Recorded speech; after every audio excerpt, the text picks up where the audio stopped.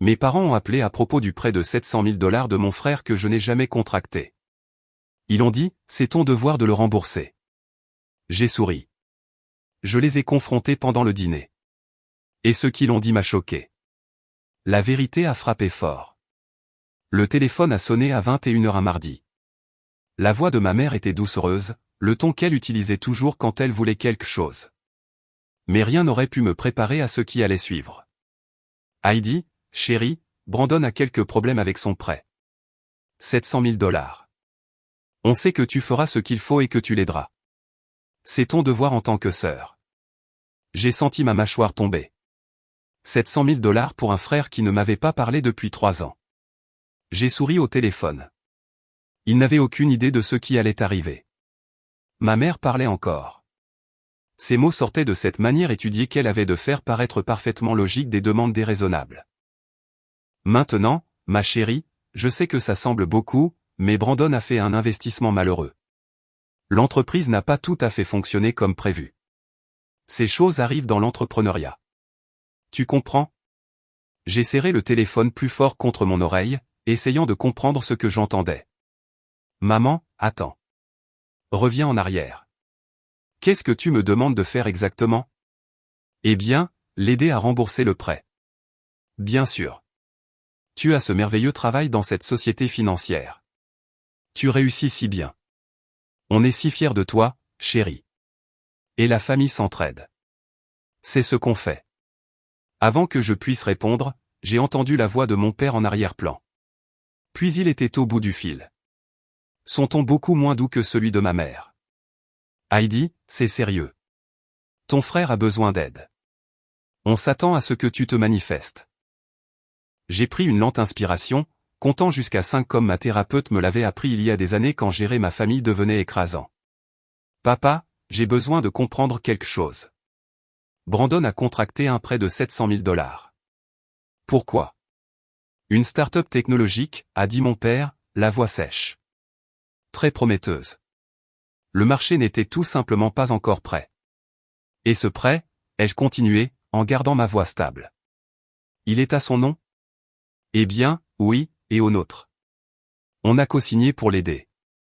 Bien sûr qu'il l'avait fait. Mes parents finançaient les entreprises ratées de Brandon depuis qu'il avait 20 ans. Il en avait 35 maintenant, vivant toujours dans leur maison d'amis, poursuivant toujours la prochaine grande idée qui le rendrait riche sans avoir à vraiment travailler pour ça. Alors, laissez-moi voir si j'ai bien compris, ai-je dit. Brandon a emprunté 700 000 $. Vous avez co-signé. L'entreprise a échoué et maintenant vous voulez que je le rembourse? On veut que tu aides, est intervenue ma mère, de retour au téléphone. Elle devait avoir pris l'autre combiné. En tant que famille, on est tous dans le même bateau. J'ai failli rire. On était tous dans le même bateau. C'était bien trouvé. En grandissant, ça n'avait jamais été, nous tous ensemble. C'était Brandon d'un côté qui avait tout et moi de l'autre qui travaillait pour des miettes. Brandon a eu le fonds d'études que nos grands-parents avaient créé. J'ai travaillé 3 emplois pour payer l'université d'État. Brandon a eu la nouvelle voiture quand il a eu 16 ans. Je conduisais une berline de 15 ans que j'avais achetée moi-même. Quand Brandon a voulu créer sa première entreprise à 22 ans, nos parents lui ont donné 50 000 $. Quand j'ai demandé de l'aide pour un acompte sur mon appartement, ils ont dit qu'ils ne pouvaient pas se le permettre. Pourquoi Brandon ne peut-il pas payer son propre prêt, ai-je demandé. Ou vous deux? Vous avez co-signé. Mon père a fait un bruit d'impatience. Heidi, ne sois pas difficile. L'entreprise de Brandon a échoué. Il n'a aucun revenu en ce moment. Et ta mère et moi sommes à la retraite. On a un revenu fixe. On ne peut absolument pas gérer ce genre de dette. Mais moi, je peux. Tu es analyste financière chez Morgan Stewart, a dit ma mère. Tu as un bon salaire. Tu as des économies. Tu es propriétaire de ton appartement sans hypothèque. En fait, j'avais une hypothèque. Mais je n'allais pas la corriger. Ce qui m'a frappé, c'est à quel point ils en savaient sur mes finances. On se parlait à peine. Comment savaient-ils ce que je gagnais, ce que je possédais? Laissez-moi y réfléchir, ai-je dit, ce qui était la manière la plus polie que j'ai trouvée pour dire « absolument pas ». Il n'y a rien à réfléchir, a dit mon père. Ce n'est pas négociable, Heidi. Tu as une responsabilité envers ta famille. Une responsabilité, ai-je répété. Le mot avait un goût amer, comme la responsabilité que Brandon avait quand il n'est pas venu aux funérailles de grand-mère Ruth, ou la responsabilité que vous deux aviez quand vous ne m'avez pas appelé pour Noël l'année dernière. Silence à l'autre bout du fil, puis la voix de ma mère, plus douce. On n'a pas le temps pour ton apitoiement, Heidi. Brandon a besoin d'aide. De la vraie aide. Pas de ton ressentiment enfantin. Je ne paierai pas un centime, ai-je dit clairement. Brandon a fait ses choix. Vous avez fait les vôtres quand vous avez co-signé. Ce n'est pas mon problème. Tu regretteras cette décision, Heidi, a dit ma mère, et la ligne est devenue silencieuse. Je suis resté assise sur mon canapé, regardant mon téléphone. 700 000 $. C'était une somme d'argent folle. Même avec mon salaire, il me faudrait des années pour rembourser une telle dette, si tant est que je le puisse. Quelque chose dans toute cette conversation me semblait bizarre. L'urgence, le sentiment de dû, la façon dont il connaissait les détails de mes finances. J'ai ouvert mon ordinateur portable et je me suis connecté à mon compte de surveillance de crédit. C'est quelque chose que je vérifiais tous les mois, une habitude de mon travail d'analyse des risques financiers. J'ai sorti mon rapport de crédit et j'ai commencé à le parcourir. Tout semblait normal au début. Mon hypothèque, le paiement de ma voiture, mes cartes de crédit, tout était à jour et en règle. Puis j'ai fait défiler jusqu'à la section des demandes de renseignements. Mon cœur s'est arrêté. Il y avait 2 demandes de crédit importantes de la Summit National Bank, la même banque qui avait apparemment accordé le prêt à Brandon. Les demandes dataient de 6 mois. Je n'avais jamais demandé quoi que ce soit à la Summit National Bank. Je n'étais même jamais entré dans l'une de leurs agences. Quelqu'un avait consulté mon crédit. Quelqu'un avait vérifié mes informations, ma solvabilité, mon historique financier. J'ai cliqué sur les détails de la demande, mes mains commençant à trembler. Les demandes concernaient une demande de prêt commercial et une ligne de crédit personnel. Ce n'était pas seulement ma famille qui me mettait la pression pour aider. C'était autre chose. Quelque chose qui m'a retourné l'estomac et a fait crier des avertissements à mon cerveau d'analyste financier. Qu'est-ce que ma famille avait fait exactement? Je me suis déclaré malade le lendemain matin. Gérald, mon patron, a été compréhensif. Prends soin de toi, Heidi. On a besoin de toi en pleine forme à ton retour. Si seulement il savait. J'étais à la Summit National Bank à l'ouverture à 9 h. L'agence était dans un quartier chic de Denver, tout en verre et en meubles modernes, essayant de paraître avant-gardiste et digne de confiance à la fois. Je me suis approché du bureau d'accueil avec mes rapports de crédit, mon permis de conduire et la détermination d'obtenir des réponses. J'ai besoin de parler à quelqu'un à propos d'un prêt, ai-je dit à la réceptionniste. Un prêt qui, je pense, pourrait être à mon nom sans que je le sache. Elle a semblé concernée et a pris son téléphone. 10 minutes plus tard, j'étais assise en face de Patricia Drummond, une agente de crédit d'une 50aine d'années avec des yeux gentils et un air pragmatique.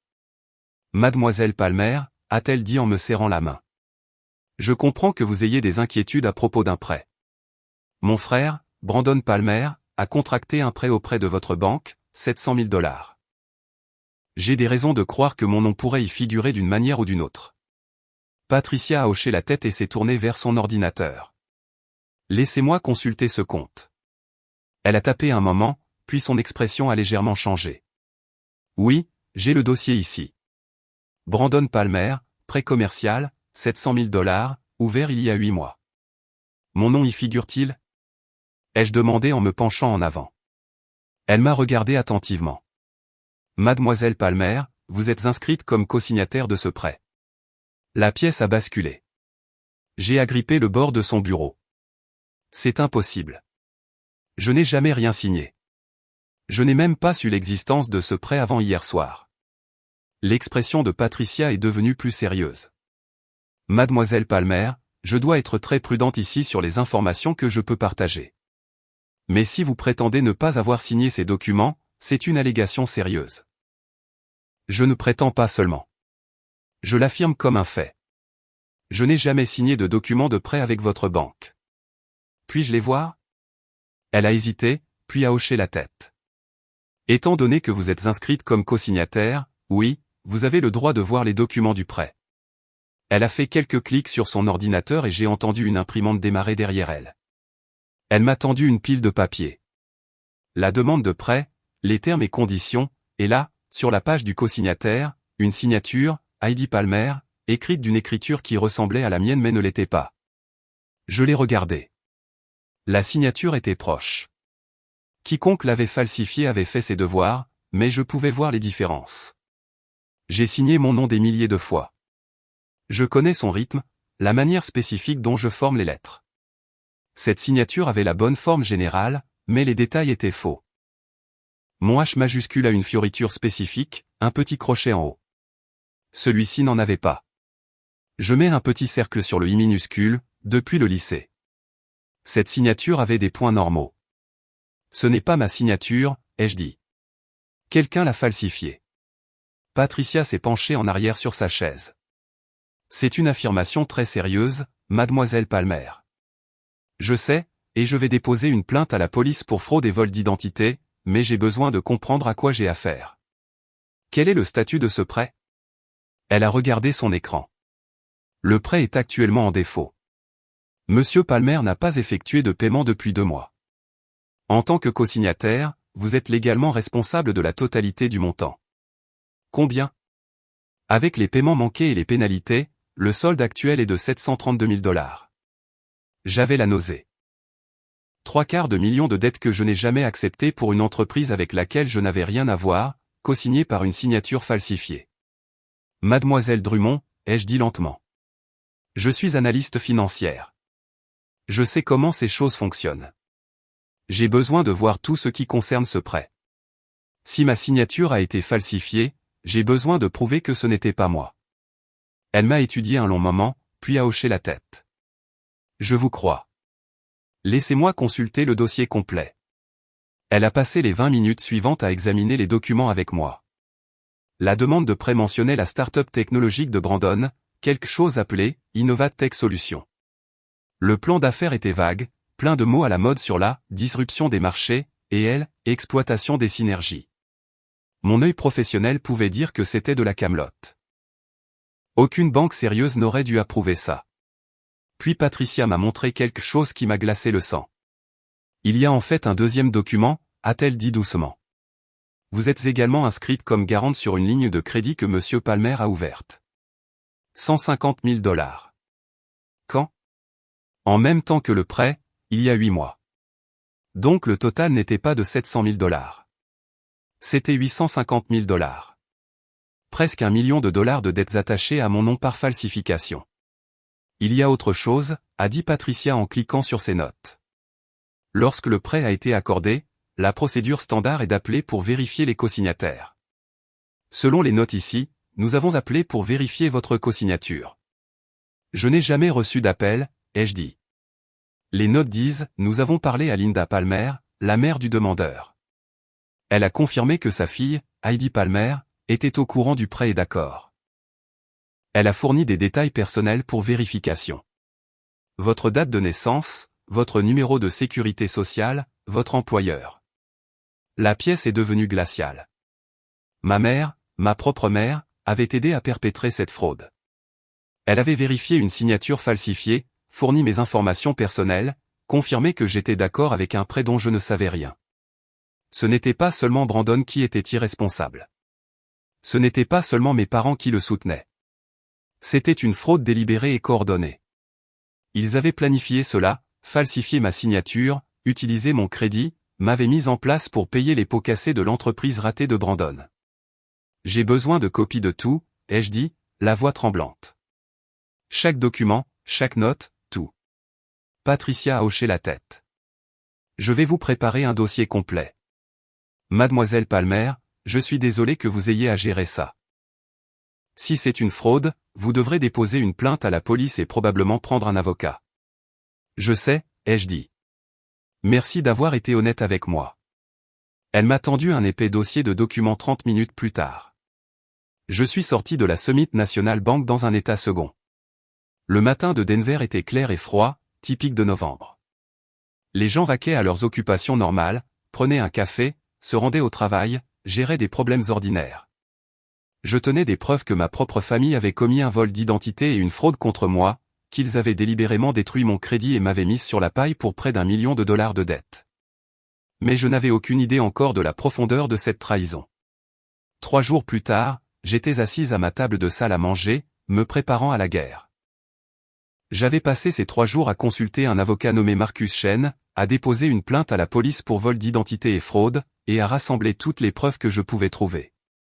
Marcus avait été direct avec moi. Ça va être moche, Heidi. Les cas de fraude familiale le sont toujours. Mais vous avez de bons documents.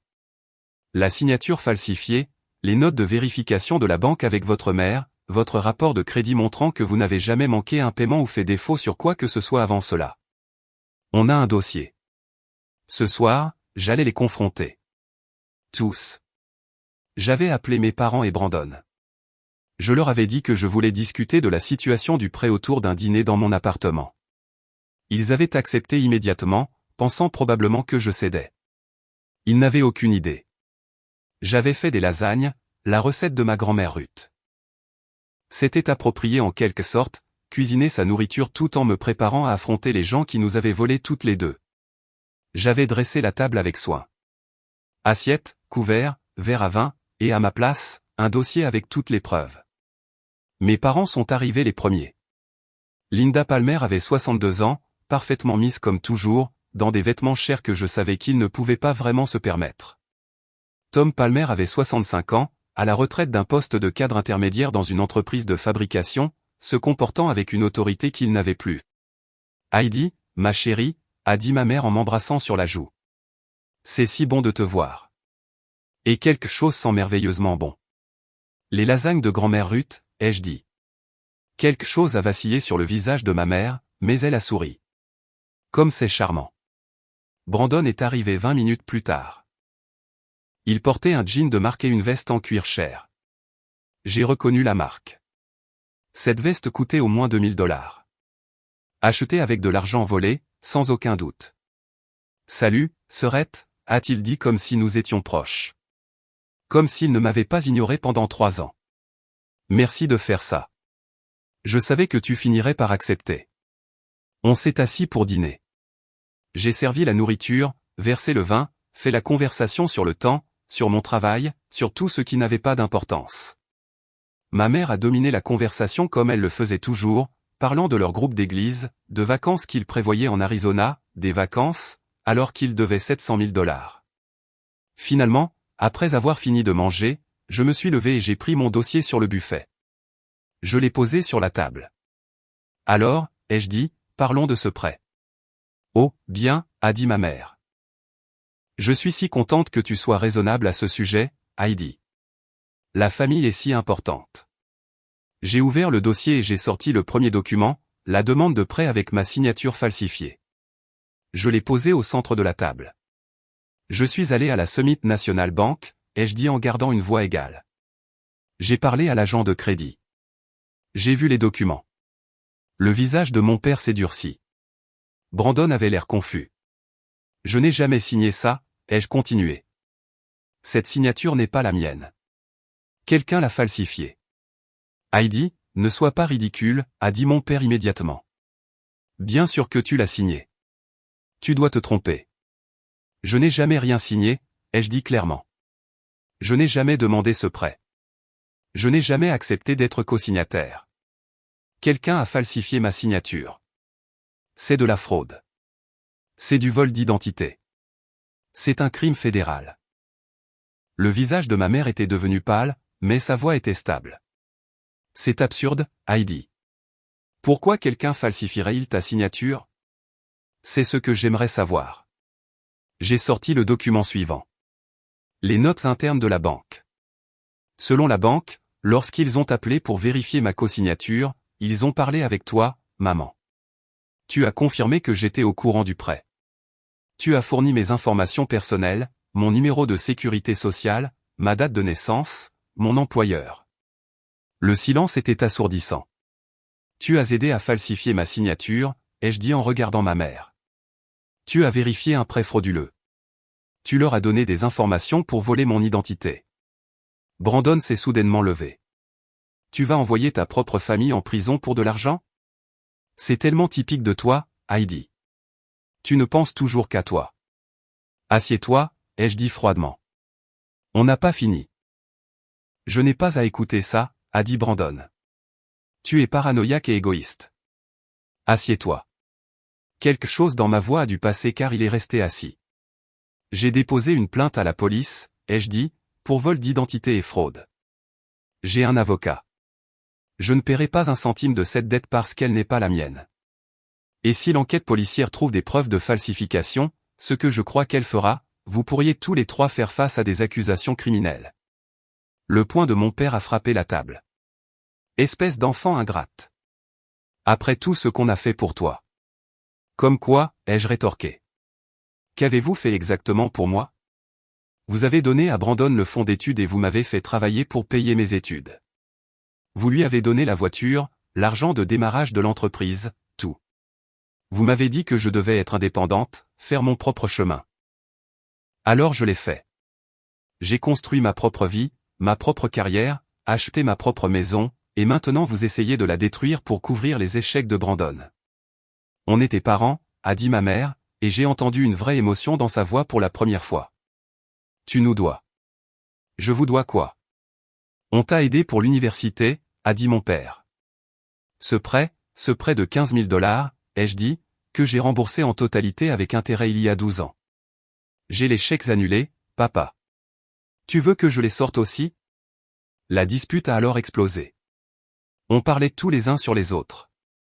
Brandon criait que j'avais toujours été jalouse de lui. Mes parents évoquaient chaque offense perçue de mon enfance. Moi, je soulignais les années de favoritisme, les doubles standards, la façon dont ils avaient toujours choisi Brandon plutôt que moi. Finalement, j'ai frappé la table de la main.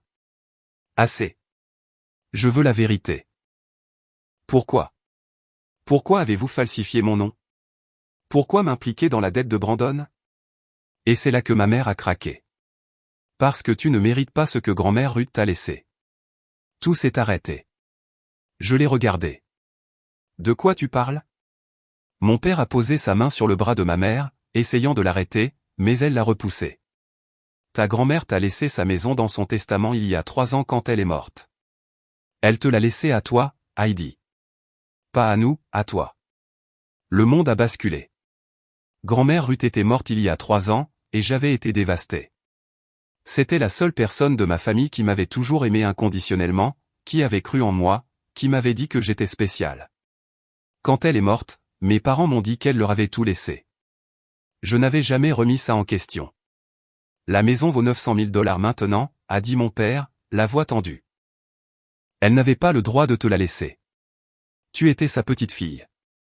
Nous étions ses enfants. Ça aurait dû nous revenir. Alors, qu'avez-vous fait, ai-je demandé, ma voix à peine plus qu'un murmure. On l'a vendu, a dit ma mère. On était exécuteur testamentaire. On a vendu la maison. On a utilisé une partie de l'argent pour nous, pour des choses dont on avait besoin. On a donné le reste à Brandon pour créer son entreprise. Vous avez volé mon héritage. On l'a réalloué, a corrigé mon père. Aux membres de la famille qui en avaient le plus besoin. Brandon avait du potentiel. Il avait des idées. Il avait besoin de capital. Et quand l'entreprise a échoué, ai-je dit lentement, la compréhension se faisant jour. Vous aviez besoin de le couvrir. Alors vous avez falsifié ma signature sur un prêt pour maintenir l'entreprise à flot un peu plus longtemps. Vous pensiez qu'au moment où je le découvrirais, si jamais je le découvrais, l'entreprise serait un succès et vous pourriez tout rembourser. Mais ce n'a pas été le cas. Et maintenant, vous essayez de me rendre responsable de tout. Tu devrais être reconnaissante qu'on te donne une chance d'aider ta famille, a dit ma mère. Et l'illusion dans sa voix était stupéfiante. Tu es sur le prêt. Tu le rembourseras. C'est plus propre comme ça. Tout le monde y gagne. Tout le monde y gagne, ai-je répété. J'ai commencé à rire et je ne pouvais pas m'arrêter. C'était le genre de rire qui vient quand la réalité devient si absurde qu'on ne peut plus la traiter autrement. Ils avaient volé mon héritage. 900 000 $ que ma grand-mère m'avait laissé. Ils l'avaient dépensé pour eux-mêmes et pour l'entreprise ratée de Brandon. Puis, quand l'argent a été épuisé, Ils avaient commis une fraude pour me lier à la dette de Brandon. Et ils croyaient sincèrement qu'ils avaient raison. Sortez, ai-je dit. Heidi, sois raisonnable, a commencé mon père. Sortez de ma maison, maintenant, tous. Ils ont rassemblé leurs affaires. Ma mère pleurait. Mon père était furieux. Brandon avait l'air suffisant, comme s'il avait gagné quelque chose. À la porte, Brandon s'est retourné. Tu penses qu'appeler les flics t'aidera? Bonne chance pour prouver quoi que ce soit. Maman et papa ont des amis avocats. Tu n'as aucune idée de ce que tu viens de commencer. La porte a claqué derrière eux. Je suis resté dans ma salle à manger, entouré des restes du dîner, les lasagnes de ma grand-mère encore chaudes dans leur plat, et j'ai réalisé quelque chose de terrifiant. Je ne me battais pas seulement pour de l'argent. Je me battais contre toute ma famille, et ils étaient prêts à me détruire plutôt que de faire face aux conséquences de leurs actes. La première attaque est survenue 2 semaines plus tard. Je prenais un café dans ma cuisine avant de partir au travail quand mon téléphone a vibré avec une notification par email, des documents judiciaires. Brandon avait déposé une ordonnance restrictive contre moi.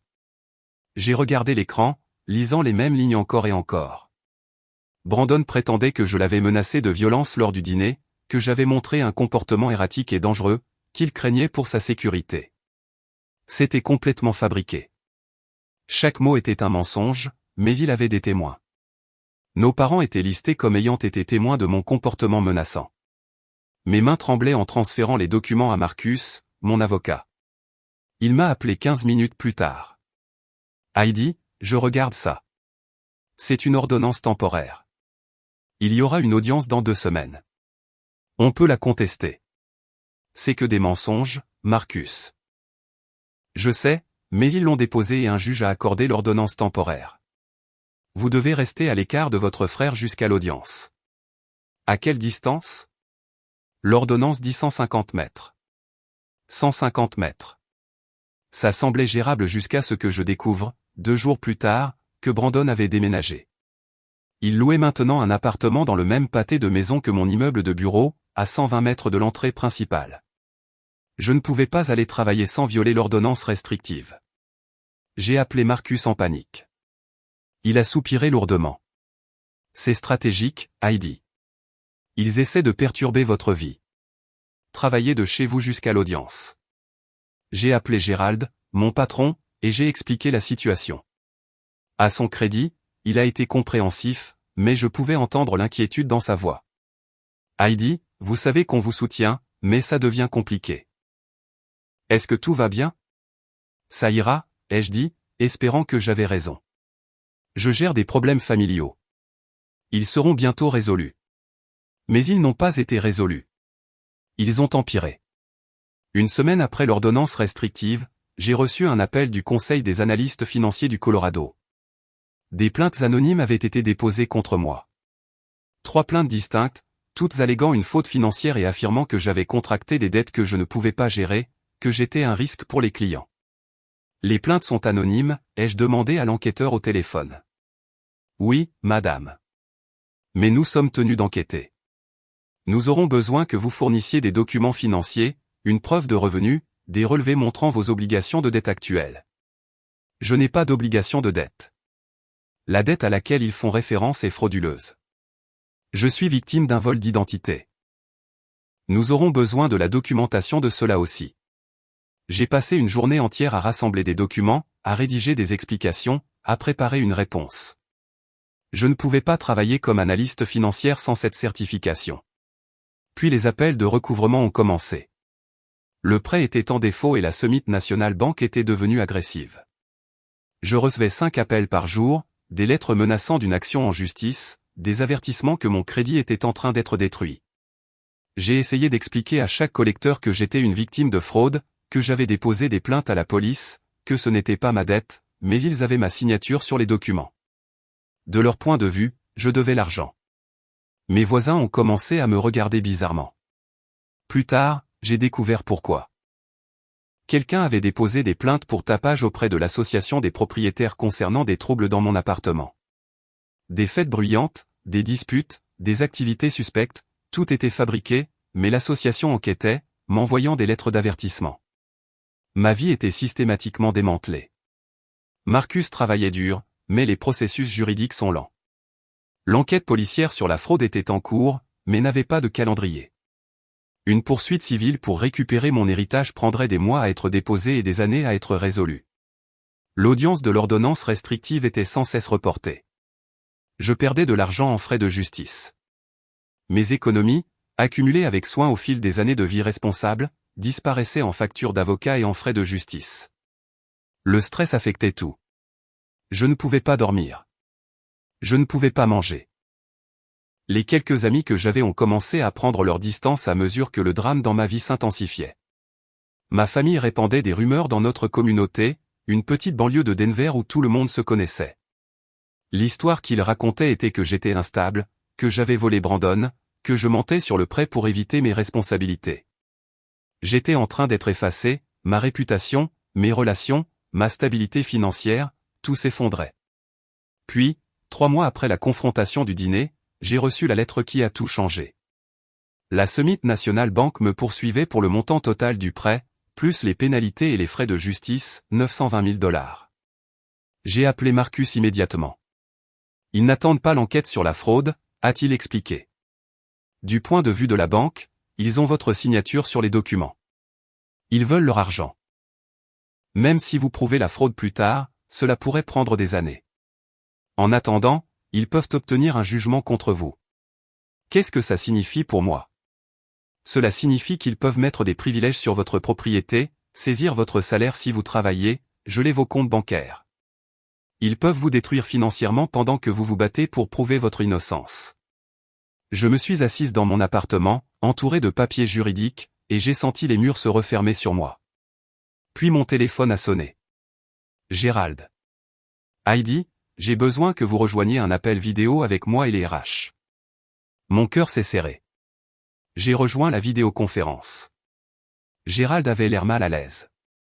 La directrice des RH, une femme nommée Suzanne, avait l'air professionnelle et distante. Heidi, a commencé Suzanne, nous avons été informés de la poursuite intentée contre vous par la Summit National Bank. Nous avons également été contactés par le conseil de certification au sujet de leur enquête sur les plaintes déposées contre vous. Ces plaintes sont fausses, ai-je dit. Ma famille les a déposées pour me harceler. La poursuite est basée sur des documents frauduleux. Nous comprenons que c'est une situation difficile, a continué Suzanne. Cependant, l'entreprise a une responsabilité envers nos clients. Nous ne pouvons pas avoir quelqu'un sous ce genre d'examen qui gère les comptes des clients. Nous vous plaçons en congé administratif sans solde en attendant la résolution de ces problèmes. Congé administratif sans solde. J'étais effectivement licencié. Combien de temps ai-je réussi à demander? Jusqu'à ce que les affaires juridiques soient résolues et que votre certification soit rétablie, ce qui pourrait prendre des mois, voire des années. Gérald a pris la parole. Heidi, nous sommes vraiment désolés.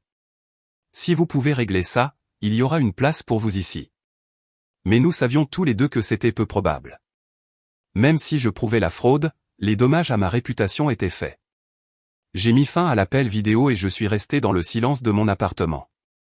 Pas de travail, pas de revenus, des économies qui s'épuisaient en frais de justice, poursuivis pour près d'1 million de $, une licence suspendue, incapable même d'aller à mon bureau sans risquer d'être arrêté. Ma famille avait systématiquement détruit ma vie. Et il n'avait pas fini. Cette nuit-là, je me suis versé un verre de vin et je me suis tenu à ma fenêtre, regardant Denver. Les lumières de la ville scintillaient contre le ciel nocturne. Quelque part là dehors, mes parents et Brandon dormaient paisiblement, convaincus d'avoir gagné. J'ai touché la vitre froide de la fenêtre. J'avais toujours suivi les règles, travaillé dur, fait ce qu'il fallait. Et où cela m'avait-il mené?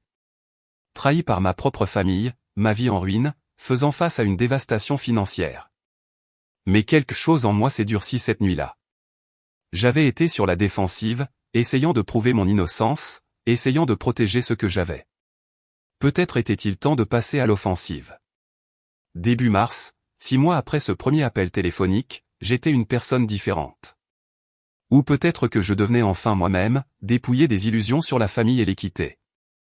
J'avais pris un travail à temps partiel comme comptable pour une petite société immobilière. Le salaire était une fraction de ce que je gagnais comme analyste financière.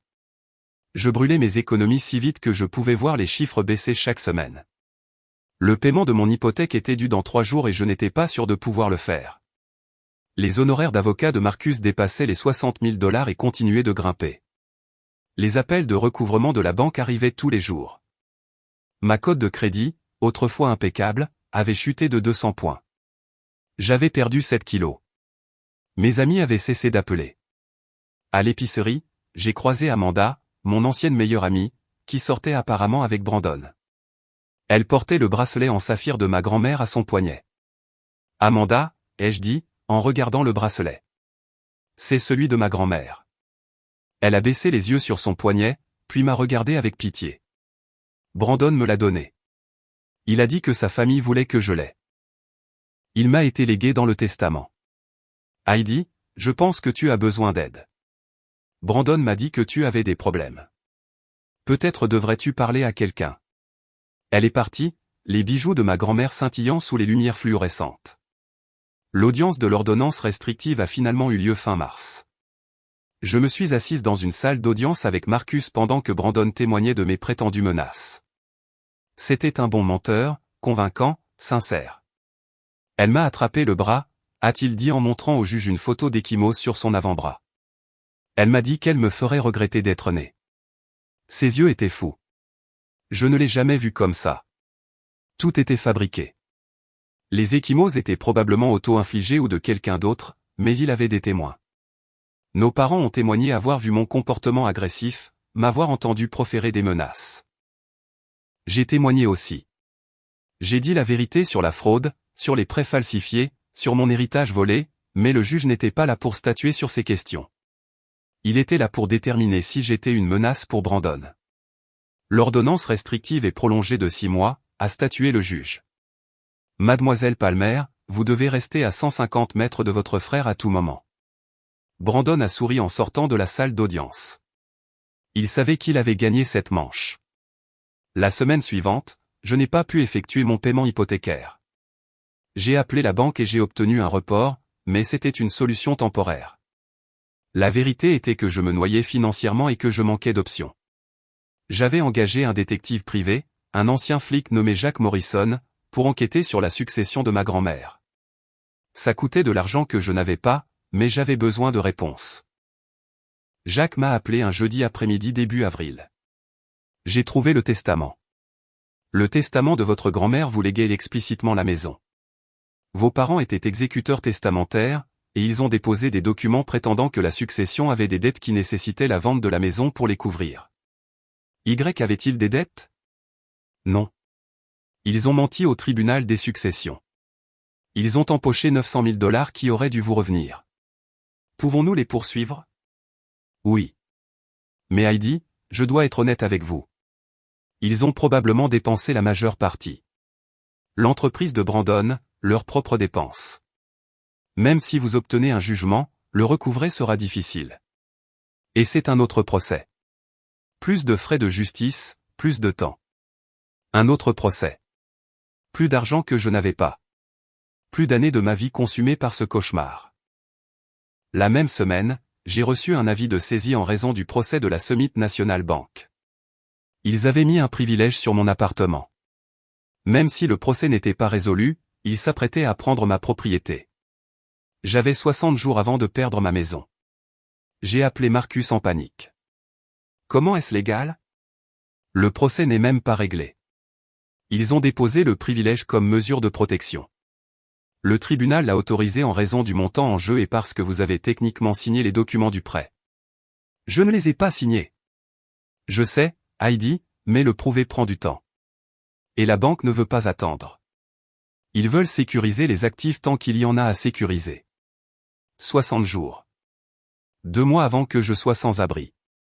Je me suis assise par terre dans mon salon, l'avis de saisie entre les mains, et j'ai senti la dernière parcelle de ma résistance s'effondrer.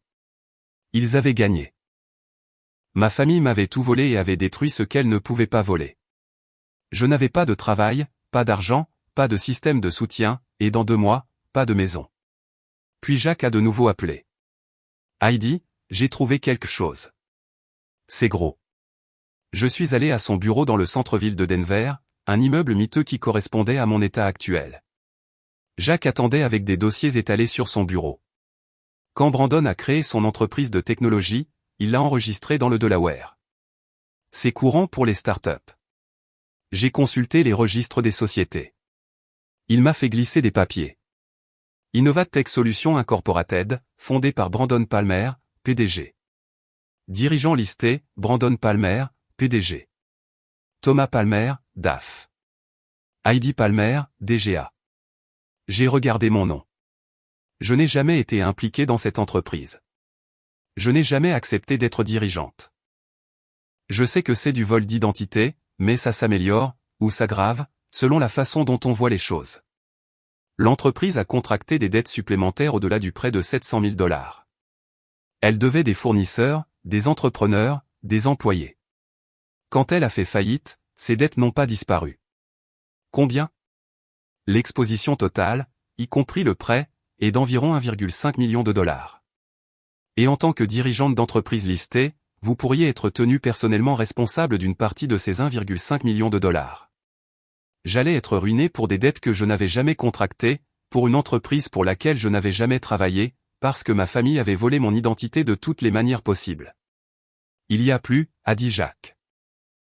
L'entreprise a fait faillite, et dans les procédures de faillite, tous les registres de l'entreprise sont assignés à comparaître, y compris les emails. Il a ouvert son ordinateur portable et m'a montré des fils de mails. Des conversations entre Brandon et mon père. Utiliser le nom et le crédit d'Heidi a du sens, avait écrit Brandon. Elle a un bon crédit et ne le découvrira pas avant que ce soit fait. La réponse de mon père, ta mère peut falsifier sa signature. Elle a signé les bulletins et les formulaires scolaires d'Heidi pendant des années. Elle sait comment faire pour que ça ait l'air authentique. L'email de ma mère, je m'occuperai de la vérification bancaire. Ils appellent toujours pour confirmer les cosignataires. Je leur dirai exactement ce qu'ils ont besoin d'entendre. C'était là. Des preuves documentaires de leur complot, de leur planification, de leur exécution, de leur intention. Tout ce dont j'avais besoin pour prouver la fraude.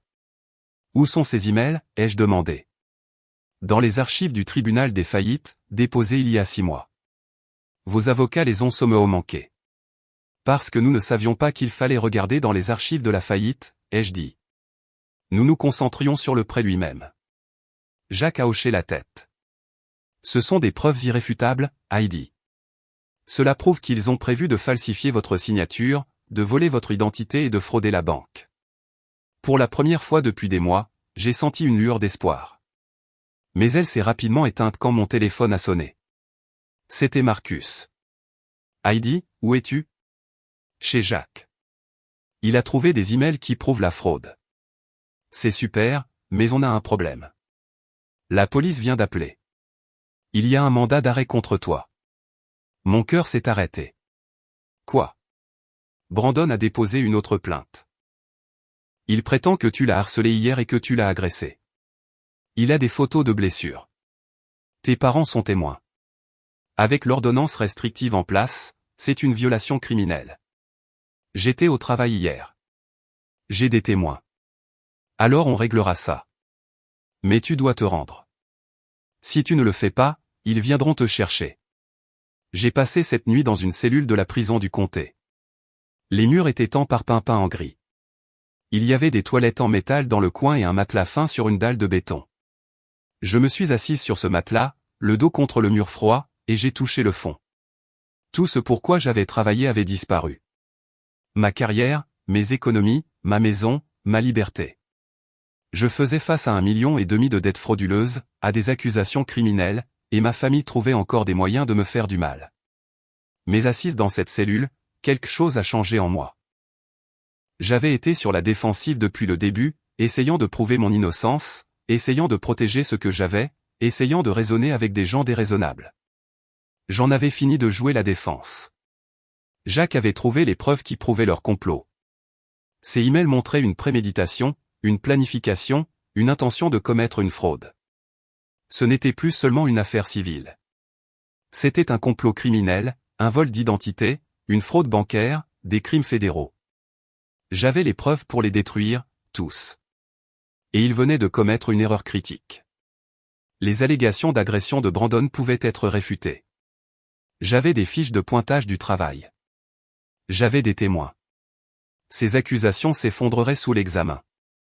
Et quand elle le ferait, il ferait face à des accusations pour avoir déposé une fausse plainte à la police. Ils avaient été si occupés à m'attaquer qu'ils avaient oublié que je pouvais contre-attaquer. Mon audience de mise en liberté sous caution a eu lieu le lendemain matin. Marcus m'a fait sortir, et je suis sorti sous le soleil de printemps avec une nouvelle clarté. J'avais tout perdu en essayant de sauver ce que j'avais. Peut-être était-il temps d'arrêter de défendre et de commencer à détruire. Ils voulaient la guerre. Je leur donnerais la guerre. Et j'avais les munitions pour gagner. À 30 jours de la saisie de mon appartement, je marchais sur le fil du rasoir entre le désespoir et la détermination. Puis mon père a appelé. Heidi. Sa voix était différente, plus douce, presque conciliante. Ça a été trop loin. On doit régler ça en famille. J'ai failli raccrocher, mais quelque chose m'a fait écouter. Ta mère et moi avons discuté. On ne veut pas te voir perdre ta maison. On ne veut pas que tu aies des ennuis judiciaires. Mettons fin à ça. Comment ? Ai-je demandé, la voix plate. Laisse tomber les plaintes pour fraude, reconnais la dette. On travaillera avec toi sur un plan de paiement, et on parlera à la banque pour réduire le montant, prolonger les échéances. On peut rendre ça gérable pour toi. Et qu'est-ce que j'y gagne ? La paix, Heidi. Ta vie. Et on te donnera 50 000 $ de la vente de la maison. C'est juste, n'est-ce pas ? On essaie de t'aider. 50 000 $ de mon héritage de 900 000 $. Et en échange, j'admettrai que je devais des dettes que je n'ai jamais contractées, j'abandonnerai mes plaintes pour fraude et j'accepterai de passer des années à rembourser de l'argent que je n'ai jamais emprunté. C'était un piège. Je pouvais le voir clairement. Une fois que j'aurais signé quoi que ce soit reconnaissant la dette, je perdrais toute légitimité juridique pour réclamer une fraude. J'accepterais que c'était à moi. Laisse-moi y réfléchir, ai-je dit. Ne réfléchis pas trop longtemps. La date de la saisie approche. On essaie de t'aider, ma chérie, mais notre patience a des limites. J'ai appelé Marcus immédiatement et je lui ai parlé de l'offre. C'est conçu pour vous faire admettre votre responsabilité avant que vous ne découvriez quelque chose de pire, a dit Marcus. Ne signez rien. Mais je me noyais. Mes économies étaient presque épuisées. J'avais 30 jours avant de perdre ma maison. Les accusations criminelles étaient toujours en suspens. Et ma famille m'offrait une issue, même si elle était empoisonnée. Cette nuit-là, j'ai sérieusement envisagé d'accepter. Peut-être que je pourrais travailler pendant 20 ans et rembourser. Peut-être que je pourrais reconstruire à partir de là. Peut-être que se battre ne faisait qu'empirer les choses. Puis Jacques a appelé. Heidi, tu dois venir à mon bureau maintenant. J'ai traversé Denver la nuit, les lumières de la ville brouillées par les larmes que je retenais depuis des mois. Le bureau de Jacques était éclairé, et il m'a accueilli à la porte. J'ai trouvé quelque chose. Quand je fouillais dans les archives de la faillite pour ses emails, j'ai continué à chercher. Il y a plus. Il m'a montré des documents d'entreprise pour Innovat Tech Solutions. La société avait 3 dirigeants, Brandon comme PDG, mon père Tom comme DAF, et moi comme DGA. Mais il y a plus de dettes que le simple prêt, a expliqué Jacques. L'entreprise devait environ 200 000 $ aux fournisseurs, 150 000 $ aux entrepreneurs, 70 000 $ aux employés impayés, des privilèges fiscaux de 80 000 $. Quand l'entreprise a fait faillite, toute cette dette est entrée dans la procédure, et en tant que dirigeante listée. Même si je n'y ai jamais travaillé, je pourrais être tenu pour responsable. Exactement. L'offre de votre père de vous aider à gérer la dette ne comprend probablement pas de vous dire qu'il y a 600 000 $ de dettes commerciales supplémentaires qui pourraient vous être imputées. 1,5 million de $. C'était la véritable exposition. Et ils essayaient de me faire signer des documents reconnaissant la dette avant que je découvre toute l'étendue de celle-ci. Les emails de la faillite, ai-je dit. Peut-on les utiliser ? C'est la meilleure partie. Ces emails prouvent qu'ils ont tout planifié. Ils ont discuté de l'utilisation de votre nom et de votre crédit. Votre mère a parlé de falsifier votre signature. Ils ont exposé tout le complot par écrit. Pourquoi seraient-ils si stupides ? Parce qu'ils n'ont jamais pensé que l'entreprise échouerait. Ils n'ont jamais pensé qu'il y aurait une faillite. Ils n'ont jamais pensé que quelqu'un verrait ces emails. Et vos avocats se concentraient sur le prêt, pas sur la structure de l'entreprise. Jacques a affiché d'autres documents sur son ordinateur, des pages de mails entre Brandon, mon père et ma mère, planifiant comment utiliser mon crédit, discutant de la façon de falsifier des documents, en plaisantant même. Elle ne le saura jamais avant qu'il ne soit trop tard, avait écrit Brandon. Et d'ici là, l'entreprise sera assez prospère pour que nous puissions tout rembourser. La réponse de ma mère, Brandon a raison. Heidi nous doit ça de toute façon. On l'a élevée, on a payé des choses quand elle était jeune. Ce n'est que récupérer ce qui nous est dû. Ils croyaient sincèrement qu'ils avaient le droit de me voler. Ces emails sont la preuve d'un complot criminel, a dit Jacques. Vol d'identité, fraude bancaire, fraude électronique.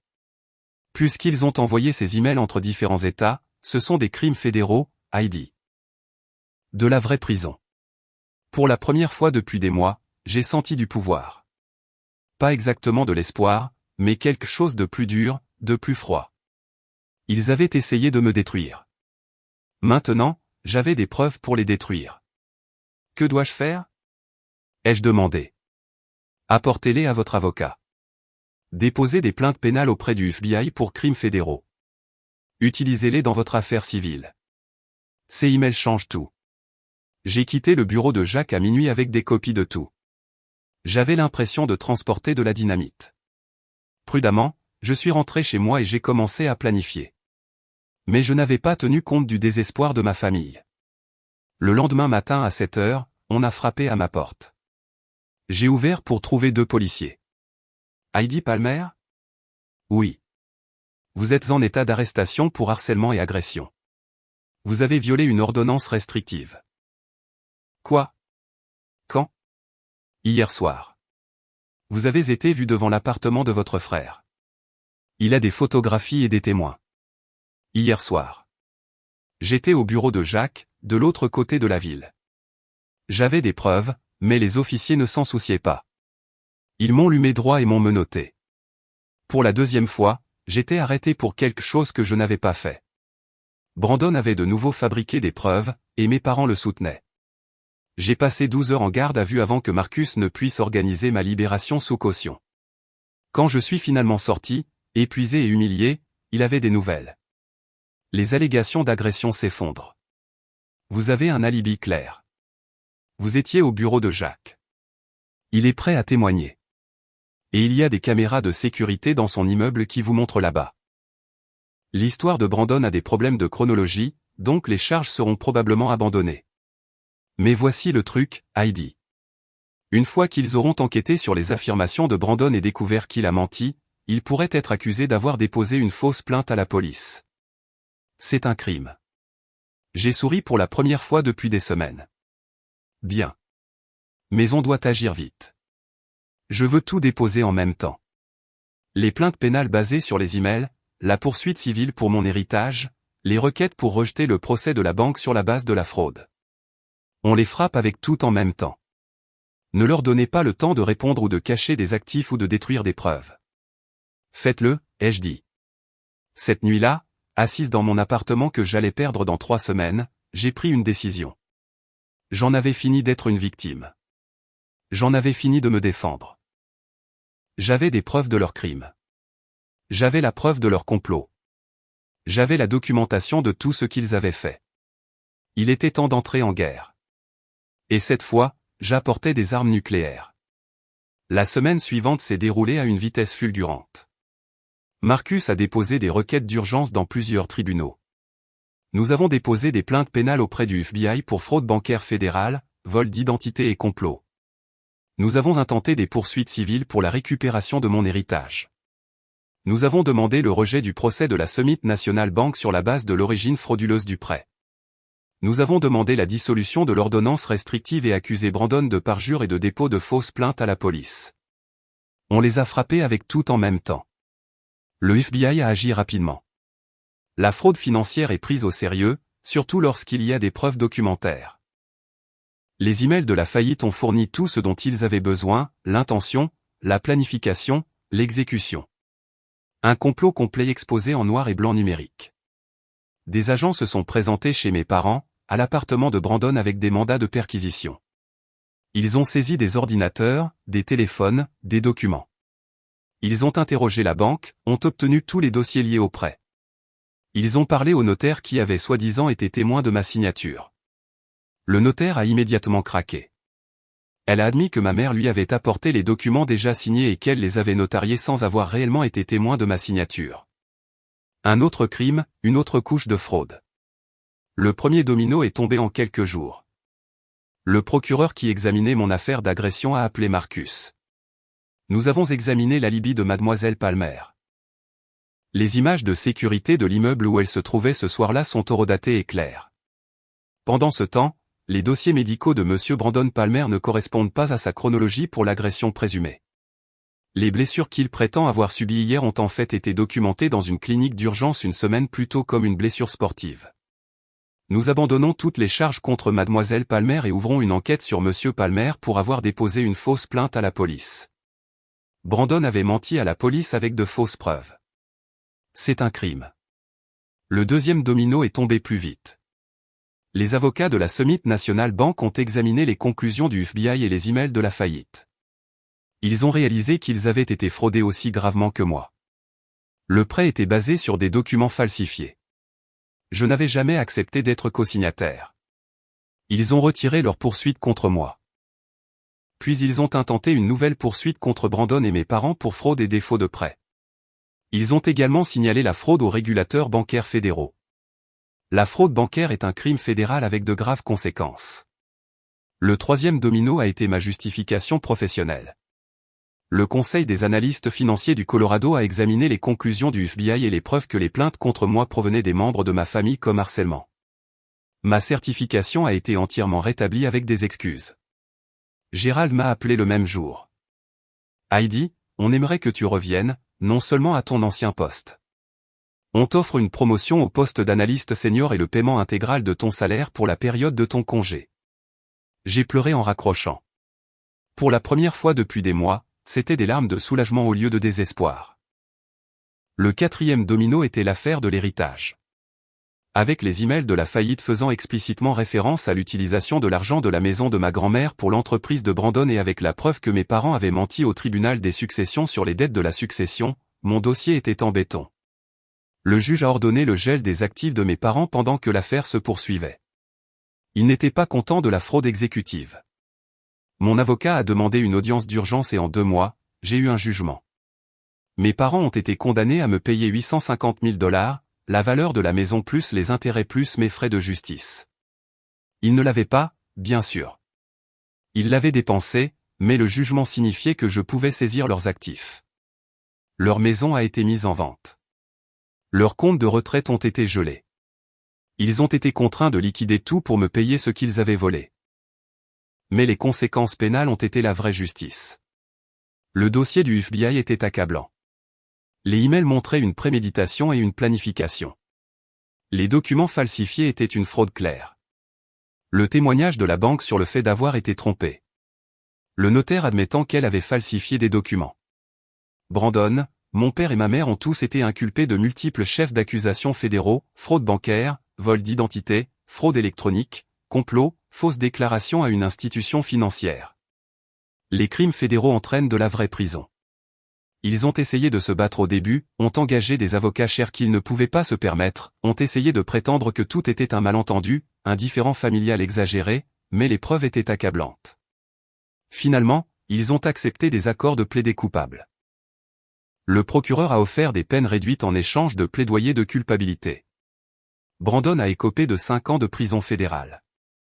Mes parents ont eu 3 ans chacun plus des ordonnances de restitution pour l'héritage volé et une indemnisation des victimes pour ce qu'ils avaient fait à mon crédit. L'audience de l'ordonnance restrictive était presque drôle. Le juge a examiné les preuves que Brandon avait menti, que ses affirmations d'agression étaient fabriquées, que ses photos étaient mises en scène. Monsieur Palmer, a dit le juge, la voix froide. Vous avez commis un parjure dans ma salle d'audience. Vous avez déposé de fausses plaintes à la police. Vous avez gaspillé les ressources des forces de l'ordre. Je dissous cette ordonnance restrictive et je vous sanctionne pour parjure. Vous paierez également les frais de justice de mademoiselle Palmer liés à la défense contre cette ordonnance futile. Le visage de Brandon est devenu blanc. Les victoires secondaires sont venues rapidement après cela. Amanda, la petite amie de Brandon, qui portait les bijoux de ma grand-mère, a été contactée par mon avocat. Les bijoux étaient ma propriété de la succession. Elle pouvait les rendre volontairement ou être poursuivie pour possession de biens volés. Elle a tout rendu en une semaine, prétendant qu'elle n'avait aucune idée qu'ils étaient volés. Peut-être disait-elle la vérité. Peut-être pas. Je m'en fichais. J'avais récupéré les bijoux de ma grand-mère. La saisie de mon appartement a été annulée lorsque la banque a abandonné son procès. J'ai gardé ma maison. Les gens de la communauté qui avaient cru aux mensonges de ma famille ont commencé à me contacter avec des excuses. Certaines que j'ai acceptées, d'autres non. J'ai appris que je pouvais choisir qui était dans ma vie. 3 mois après le début de l'enquête du FBI, je me suis tenu dans une salle d'audience fédérale et j'ai regardé mes parents et mon frère être condamnés. Ma mère a pleuré. Mon père avait l'air brisé. Brandon avait l'air en colère, comme si même alors, il ne pouvait pas accepter que ses actions aient des conséquences. Le juge les a regardés avec dégoût. Vous avez victimisé un membre de votre propre famille. Vous avez commis une fraude contre des institutions financières. Vous avez gaspillé les ressources des forces de l'ordre avec de fausses affirmations. Vous n'avez montré aucun remords jusqu'à ce que vous soyez pris. Ce tribunal vous condamne aux peines convenues dans vos accords de plaider coupable. Je n'ai ressenti aucune satisfaction en les voyant emmener menotter. Pas de joie, juste un sentiment tranquille que justice avait enfin été faite. 6 mois après cet terrible appel téléphonique qui a tout déclenché, je reconstruisais. J'ai repris mon travail avec la promotion. Je sortais avec quelqu'un de nouveau. Ironiquement, un avocat que j'avais rencontré par l'intermédiaire de Marcus. Il s'appelait David, et il était gentil, honnête et ne ressemblait en rien à ma famille. J'ai utilisé une partie de mon héritage pour créer une organisation à but non lucratif aidant les victimes de fraude financière familiale. C'est plus courant que les gens ne le pensent.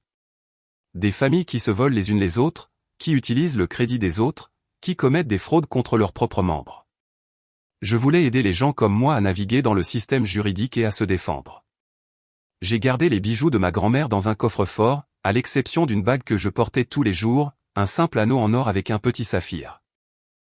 Chaque fois que je le regardais, je me souvenais que grand-mère Ruth avait essayé de me faire un cadeau et que ma famille l'avait volé, mais je m'étais battu et j'avais gagné.